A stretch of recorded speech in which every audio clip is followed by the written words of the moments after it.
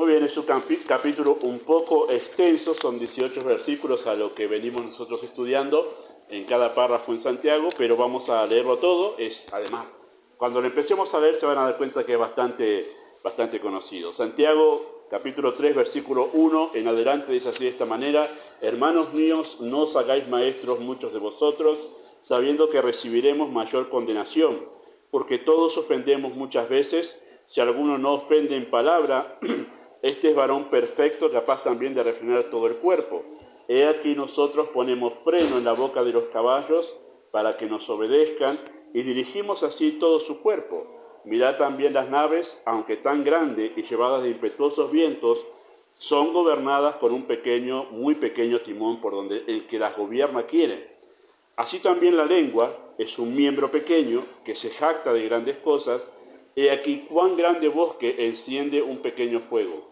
La lengua es un fuego, un mundo de maldad. La lengua está puesta entre nuestros miembros y contamina todo el cuerpo e inflama la rueda de la creación, y ella misma es inflamada por el infierno. Porque toda naturaleza de bestias y de aves, de serpientes y de seres del mar, se doma y ha sido domada por la naturaleza humana. Pero ningún hombre puede domar la lengua, que es un mal que no puede ser refrenado, llena de veneno mortal.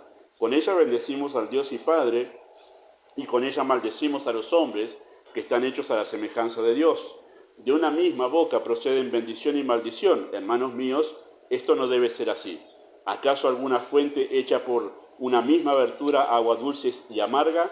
Hermanos míos, ¿puede acaso la higuera producir aceitunas o la vid higos? Así también ninguna fuente puede dar agua salada y dulce. ¿Quién es sabio y entendido entre vosotros? Muestre por la buena conducta sus obras en sabia mansedumbre. Pero si tenéis celos amargos y contención en vuestro corazón, no jactéis ni mintáis contra la verdad, porque esta sabiduría no es la que desciende de lo alto, sino terrenal, animal y diabólica. Porque donde hay celos y contención, allí hay perturbación y toda obra perversa. Pero la sabiduría, que es de lo alto, primeramente pura, después pacífica, amable, benigna, llena de misericordia y de buenos frutos, sin incertidumbre ni hipocresía, y el fruto de justicia se siembra en paz para aquellos que hacen la paz. Muy bien, oramos. Amado Padre Celestial, pedimos que tú dirijas la enseñanza en esta tarde. Gracias por permitirnos tener un tiempo de adoración y alabanza a ti en este lugar, que la luz del Evangelio pueda resplandecer, no solo por el tiempo de reunión, sino por la vida de cada uno de aquí que son salvos, que puedan ser luz con su testimonio, con su forma de vivir ante aquellos que aquí no te conocen, en algunos para salvación y en otros para que en el día de Cristo no puedan excusarse de que no sabían la verdad. Así que pedimos, Padre, tu gracia sobre el ministerio aquí, especialmente ahora sobre tu palabra. En el nombre de Jesús. Amén.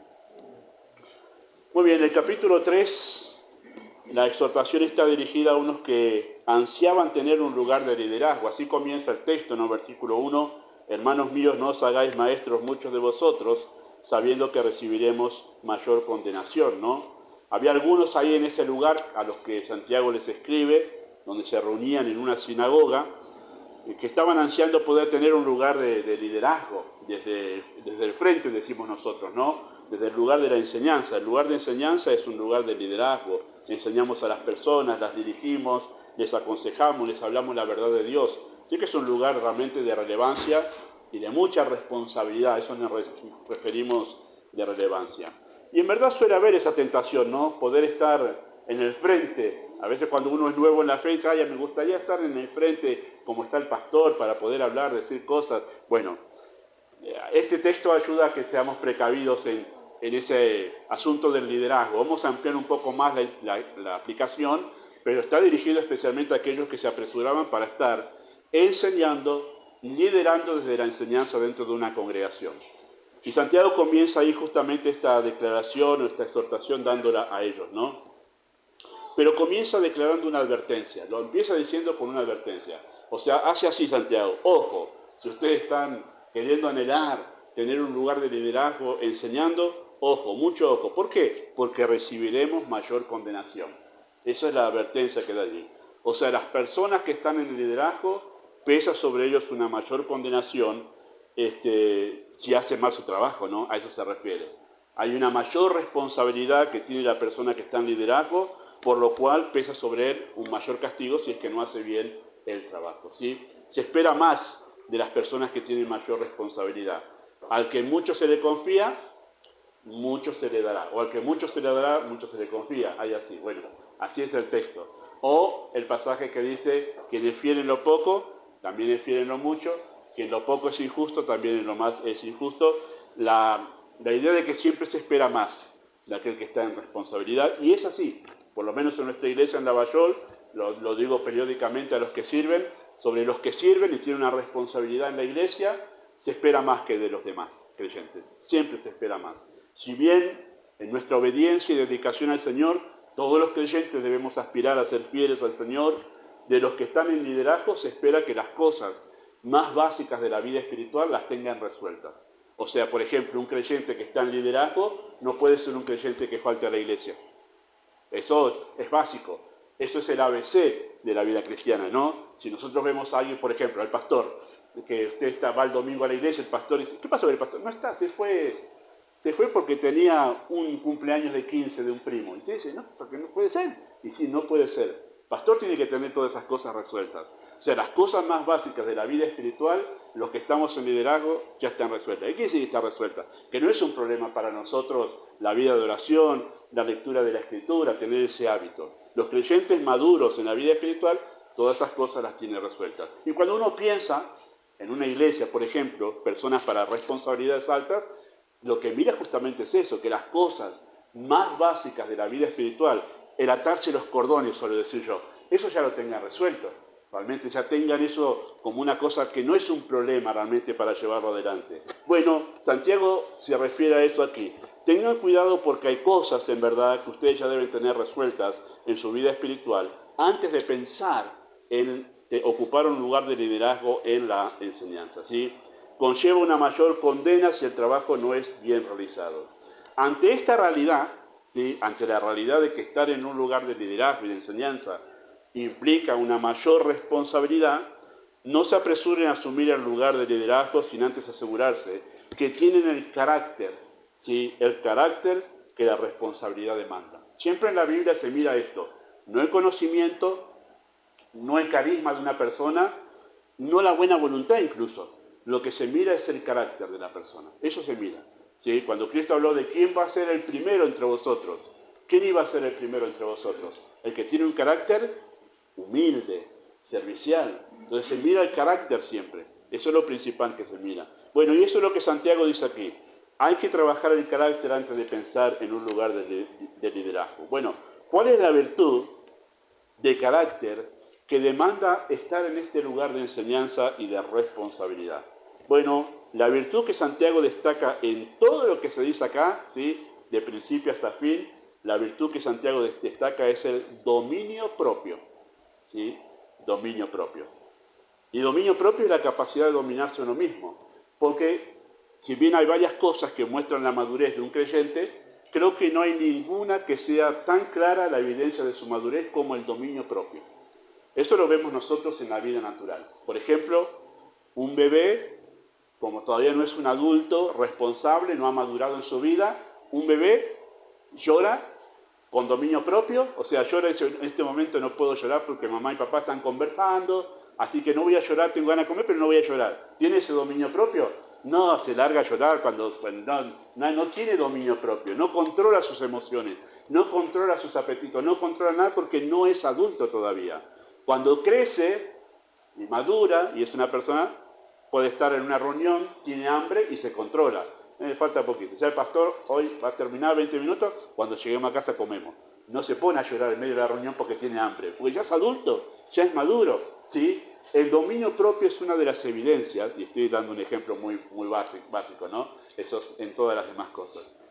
Pero el dominio propio es una de las evidencias de que alguien es no solo un creyente maduro, es una persona madura, ¿sí? Y eso es lo que Santiago muestra aquí, ¿sí? El dominio propio, esa capacidad de dominarse a uno mismo, es una virtud que se identifica por el dominio de la lengua, en este caso, ¿sí? Santiago acentúa el dominio propio acá en el dominio de la lengua, ¿sí? ¿Cómo vemos que una persona es madura? Pero no solo en el sentido espiritual, también lo vemos en el sentido natural. ¿Cómo nos damos cuenta que una persona de 25 años no sigue siendo un adolescente de 13? Hay que escucharlo hablar nada más. Si tiene 25 y todavía sigue haciendo las cosas que uno hace a los 12, 13 años, haciendo bromas que son media pavotas, ¿no? Solemos decir, bueno, nosotros, pará, ya tenés 25, ya tenías que haber madurado. Bueno, a los 18 uno tiene que haber madurado, ¿no? Pero ahí nos damos cuenta nosotros de la madurez, hasta que alguien habla. Mirá vos qué seriecito que es esta persona. ¿No? Se mantiene ahí. Y hace falta que abra la boca para decir, mirá vos, tan seriecito. No. Abre la boca y nos damos cuenta que todavía parece de 8, 10, 12 años. Bueno, en nuestro hablar evidencia madurez. Y en la vida cristiana también, cómo nosotros usamos nuestro hablar evidencia justamente la madurez o el dominio propio que uno debe tener, ¿no? Controlando a voluntad lo que uno dice, siendo cuidadoso en lo que uno habla, sabiendo qué decir, cómo decirlo, a quién decirlo, dónde decirlo y cuándo decirlo. Eso es tener control de la lengua, ¿sí? ¿Qué digo? No puedo decir todo lo que se me viene a la mente, porque eso sería no tener dominio propio. Hoy en día parece que las personas que dicen todo lo que piensan y sienten son elogiadas, como estaban, mirá, vos, él va de frente. Claro, va de frente lastimando a todos, pero uno no tiene que decir todo lo que piensa y todo lo que siente. Eso es dominio propio. Hay que saber cuándo decirlo, porque hay momentos en que no se puede decir tal cosa o tal otra. Hay que saber a quién decirlo, porque hay cosas incluso de la familia que no. ¿Qué hacen los padres cuando los chicos empiezan ya a crecer y empiezan a hablar sin filtro, ¿no? Y están en la familia y el chico de 8 años empieza a decir, papá, ¿te acordás cuando te levantaste tarde? Eso, hijo, en casa, querido, lo decimos. Bueno, cosas que hay un lugar para decir ciertas cosas, ¿sí? ¿Cómo decirlo? Porque hay maneras de decir las cosas. Uno puede decir una verdad y decirla sin amor. Y eso es lo que Santiago dice. La madurez nos lleva a nosotros a ver qué decir, cómo decirlo, a quién decirlo, dónde decirlo, ¿sí? Todas esas cuestiones que uno toma en cuenta como un filtro que identifican la madurez. También ese dominio propio de la lengua se identifica por el dominio de todo el ser, dominando las emociones, las acciones y las actitudes. Porque noten lo que dice el versículo 2, todos ofendemos muchas veces. La palabra ahí deberíamos cambiarla en castellano porque es todos tropezamos muchas veces. No es ofendemos en sí como que ofendemos de palabra a otros, sino es todos nos equivocamos, todos cometemos errores al hablar. Eso es la idea de esa palabra ahí. Más de que ofendemos a otro es, todos tenemos problemas para dominar, sería la idea de esa expresión. Todos tenemos problemas para dominar nuestra lengua. Todos hemos fallado alguna vez, como diciendo, oh, ¿para qué dije eso? Esa es la idea de esa expresión allí, ¿sí? Así que, por eso dice que si alguno no ofende en palabra, este es varón perfecto, perfecto en el sentido de maduro. Este ha madurado. Si logra no llegar a cometer esos errores que a veces cometemos con nuestro hablar, ¿no? Este es varón perfecto, y noten esto, capaz también de refrenar todo su cuerpo. ¿A qué se refiere? Bueno, que si uno tiene dominio de su hablar, quiere decir que domina sus demás apetitos naturales, ¿sí? Tiene control sobre todo su ser, tiene control sobre todas sus tendencias en el corazón. Y por eso es que el hablar es algo muy característico de la madurez, porque significa que si se controla, es moderado, es cauteloso en su hablar, sabemos que tiene control sobre lo demás, tiene control sobre sus responsabilidades, tiene control sobre su pereza, tiene control sobre, bueno, controla todo su ser. Eso es lo que dice Santiago aquí, por eso toma el hablar como una evidencia de que realmente es una persona madura y controlada en todo lo demás de su ser, ¿sí? Bueno, quien puede hacer esto es un varón perfecto, o sea, un creyente maduro, dice Santiago. Por eso habla de madurez aquí. Entonces, lo que se busca en el liderazgo, antes que dones, conocimiento, capacidad y carisma, es madurez. Y una madurez evidenciada en dominio propio. ¿Sí? Dominio propio. Nosotros, antes de mirar en los líderes de las iglesias sus dones, su carisma, incluso su conocimiento, nosotros debemos mirar si es una persona que se domina a sí mismo. Por eso es que es peligroso a veces hacerse fans de los predicadores en internet. Yo escucho, ustedes seguramente escuchan predicadores en internet, pero tenemos que tener cuidado de no hacerlos nuestros pastores a los predicadores de internet. O sea, tomar lo que ellos nos dicen como para una guía para nuestras vidas. No estoy desacertado en lo que estoy diciendo, ¿eh? ¿Por qué? porque ninguno de nosotros conocemos, a menos que estemos en su iglesia, conozcamos su vida, su familia, si la persona realmente tiene una vida que es digna de seguir. ¿Sí? Por eso la Biblia siempre recomienda que el creyente siga a su pastor, porque a su pastor lo ve. Ustedes me ven a mí, ustedes me ven, aunque no todos los días, pero ya me ven al estar en la iglesia bastante tiempo, ya conocen mis mañas, mis fallas, saben mis tendencias, mi carácter, todo lo demás, van conociendo muchas cosas de mi relación con mi esposa. Ustedes pueden ver si realmente califico para lo que Santiago dice aquí. A un pastor por internet usted no lo puede ver en todo eso. Y por eso es peligroso hacerlo nuestros pastores. Por eso la gente que dice, ay no, yo tomé la decisión porque escuché al pastor Núñez decir tal cosa. Guarda con hacer de los pastores de internet sus consejeros, porque la Biblia marca otra cosa de a quién tiene que tomar usted como consejero. Si aprovechamos las enseñanzas de estos hombres, si las tomamos, pero cuidado con ponerlos bajo el rol de nuestro pastor, porque ni siquiera nos conocen a nosotros. Siempre le digo a alguien que va a pedir consejo, mira, no hay ningún problema que vos pidas consejo a otro pastor de otra iglesia, pero ese pastor no te conoce.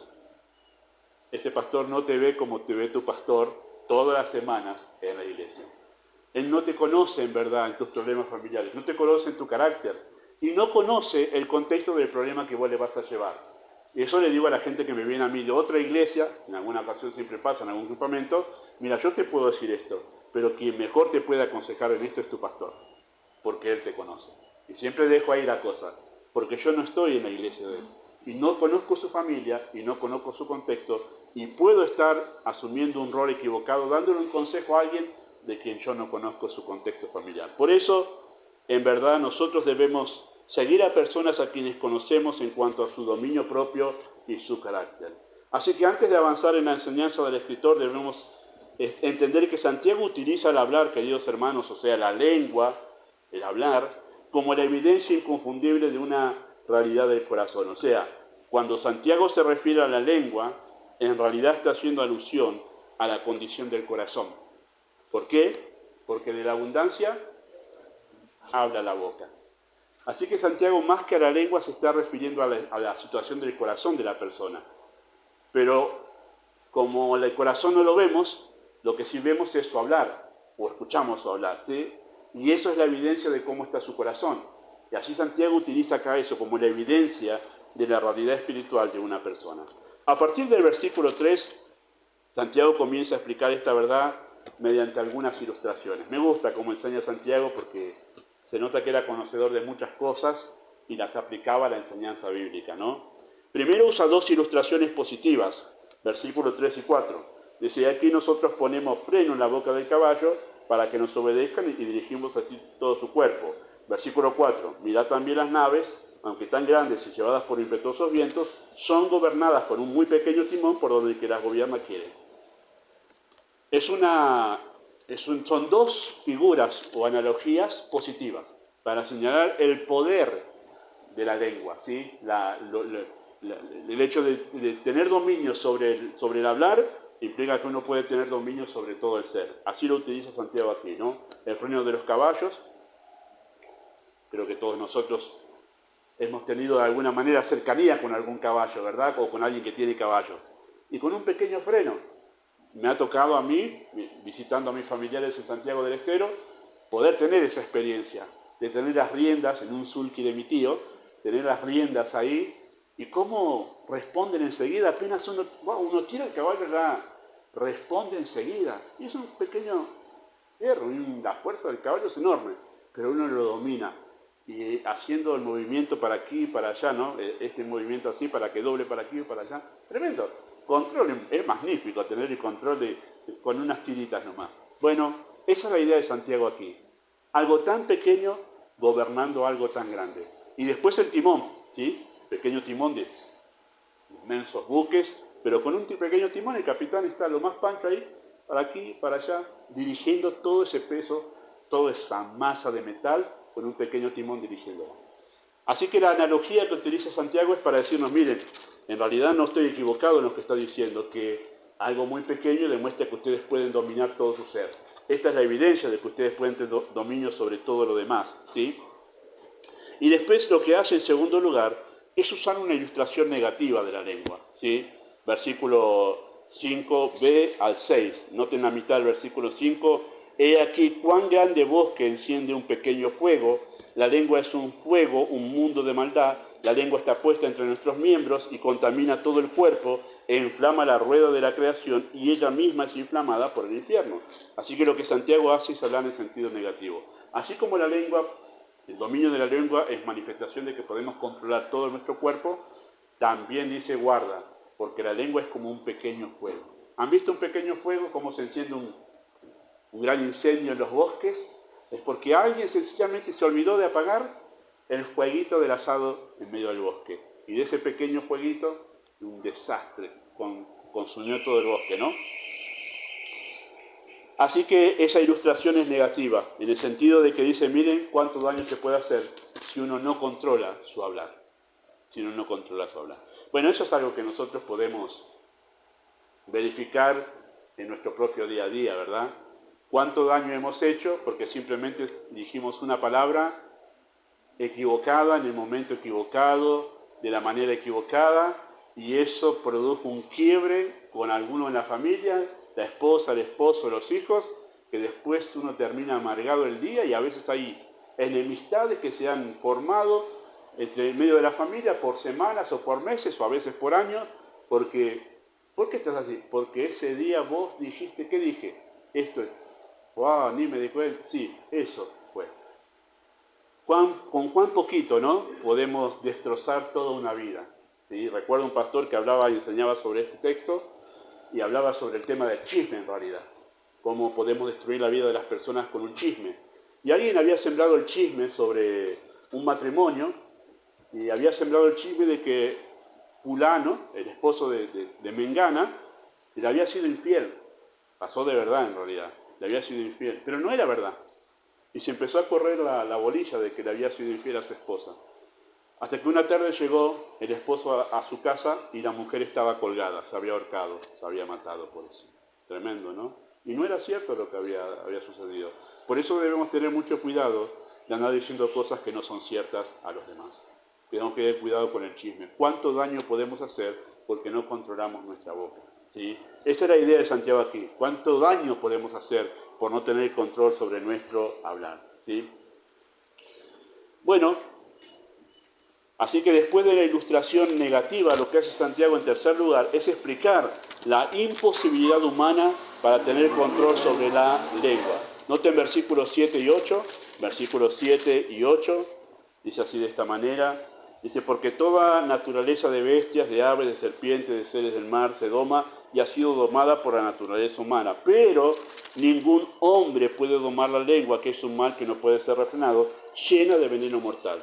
Habla de la imposibilidad humana para controlar y dominar las tendencias del corazón caído en pecado. Interesante, ¿no? Dice que ningún ser humano puede domar la lengua. Podemos domar, y lo hemos visto en la antigüedad en los circos, un oso, se puede domar un león, se puede incluso hasta domesticar, entre comillas, una serpiente para tenerla viviendo en casa. No haga eso, por favor, porque ya ha pasado más de uno que la serpiente ha tenido ya la idea de comérselo. Y algunos han llegado a tiempo y otros no, pero bueno, en cierta manera se han domesticado esas cosas, ¿no? Pero no se puede domar la lengua, dice. Hay una incapacidad en todo ser humano para dominar la lengua. Sí, eso es lo que Santiago dice ahí. Y justamente para esto hace alusión a la capacidad humana de dominar o domesticar el reino animal, pero incapaz de domesticar la lengua. Habla obviamente de la naturaleza pecaminosa, y que la evidencia es en el hablar, y que solamente una gracia sobrenatural del cielo puede ayudarnos a tener este dominio propio. Sí, o sea, controlar la lengua, para controlar la lengua, ese poder ahí, necesitamos nosotros una capacidad del cielo. Necesitamos la gracia de Dios para poder... Ahí está, necesitamos la gracia de Dios para poder tener eso nosotros, ese dominio. Lo que estamos hablando acá no es natural. Lo que estamos hablando acá no surge de nuestro corazón pecaminoso. Para esto necesitamos gracia del cielo. Eso es lo que Santiago dice, ¿sí? Y en cuarto lugar, lo que Santiago hace es explicar el engaño de una doble moral. Versículo 9 al 12 dice, con ella bendecimos al Dios y Padre, y con ella bendecimos a los hombres que están hechos a semejanza de Dios. De una misma boca proceden bendición y maldición. Hermanos míos, esto no debe ser así. Y después habla ahí acerca de la fuente, que es una incongruencia, que eche agua dulce y amarga a la misma vez, o una higuera que produce aceitunas. Bueno, son cosas incongruentes. No pasa, no puede pasar. Esto no puede suceder, dice Santiago. ¿Sí? Una doble moral. Y es claro que aquí Santiago llega al punto que estaba queriendo llegar en toda esta exhortación a esas personas que les estaba hablando, ¿no? En el que confronta la situación de aquellos que estaban ansiando ocupar un lugar de liderazgo, pero no daban evidencias de madurez. La realidad de sus vidas es que tenían una doble moral. Bendecían a Dios y maldecían a los hombres, un problema que después se explica más claramente en el capítulo 4. ¿Sí? En los versículos 11 y 12 llega a la raíz del problema diciendo que el origen del problema está en el estado del corazón. Una fuente echa su agua por una abertura y una higuera no puede dar más que un solo tipo de fruto. ¿Sí? Dice, no puede ser esto, que uno esté cantando, vamos a usar la analogía que usamos siempre, la ilustración, ¿no? Uno esté cantando lo más alegre a Dios en la iglesia, inspirado, así con ojos cerrados y como estando tocando las nubes, y después llega a casa y le conteste mal a su esposa o a su esposo, ¿no? Y dice, ¿para qué pasó? Todo lo que cantábamos lindo en la iglesia, ¿qué pasó? Bueno, una fuente no puede echar agua dulce y amarga por la misma boca. ¿Y qué dice Santiago? Bueno, hay un problema en el corazón. Esa es la realidad. Hay un problema ahí espiritual. Hermanos, esto llevado a un tema más grande todavía, ¿eh? Hoy hay muchos que siguen a pastores que, ¿cómo habla? ¿Qué carisma que tiene? ¿Cuánto conocimiento? Pero, hermanos, esas personas cuando salen del púlpito son un desastre, codiciosos, avaros. Bueno, segunda de Pedro capítulo 2 y Judas habla de aquellos que son falsos maestros que se los identifica justamente por el hecho de que no llevan vidas acorde a lo que ellos profesan acerca de Cristo. Dicen ser creyentes, pero la vida que llevan es como agua dulce y amarga. ¿Cuál es el problema allí? La realidad es que ese corazón no ha sido regenerado. Y esta es la realidad de lo que Santiago está diciendo aquí. Santiago habla aquí de personas que tienen una doble moral y termina diciendo que ellos necesitan un cambio en el corazón. Ellos necesitan ser salvados por la fe en Jesucristo. ¿Sí? Así que la evidencia, o mejor dicho, la doble moral, es la evidencia de un corazón corrompido. Y en quinto lugar, lo que hace Santiago es que expone la verdad en forma directa y sin analogías. Ya deja las analogías y se va de forma directa a la verdad que él quiere enseñar, y eso es versículo 13 hasta el versículo 18. ¿Sí? Dice, ¿quién es sabio y entendido entre vosotros? Muestre por la buena conducta sus obras en sabia mansedumbre. ¿Quién quiere ser maestro? Debe evidenciar o debe dar evidencia de su madurez. ¿Por medio de qué? Versículo 13, muestre por la buena conducta sus obras en sabia mansedumbre. Es interesante que le dice, muestre por su hablar. ¿Cómo cambió acá? ¿Qué pasó? Bueno, es que su conducta es la evidencia de su hablar, de su dominio de la lengua. ¿Sí? El hecho de mostrar realmente la sabiduría tiene que coincidir justamente con su actitud. Una manera de actuar, una manera mansa de actuar. En una persona madura, el dominio propio hace que sus palabras vayan acompañadas de un carácter manso. Y una sabiduría acompañada de un carácter sin control es una sabiduría animal, terrenal y diabólica. ¿Han notado lo que dice ahí, versículo 14? Dice, si tenéis celos amargos y contención en vuestro corazón, no os jactéis ni mintáis contra la verdad, porque esta sabiduría no es la que desciende de lo alto, sino terrenal, animal y diabólica.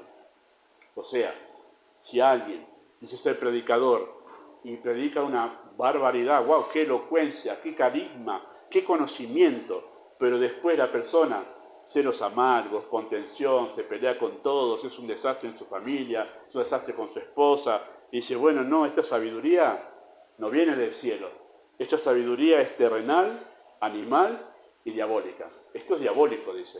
Así que, queridos hermanos, tengamos cuidado y filtrar bien a las personas que escuchamos, pero tengamos cuidado con nosotros mismos, con el hecho de no estar engañados, de pensar que nosotros por conocer sencillamente el Evangelio, pero no vivirlo, que ya somos salvos. O quizás nosotros conocemos el Evangelio, pero nuestro carácter, nuestra forma de comportarnos con las personas, nuestra forma de reaccionar, quizás no coincide para nada con eso que yo estoy confesando. Bueno, es la evidencia de que todavía no hay un corazón salvado y regenerado.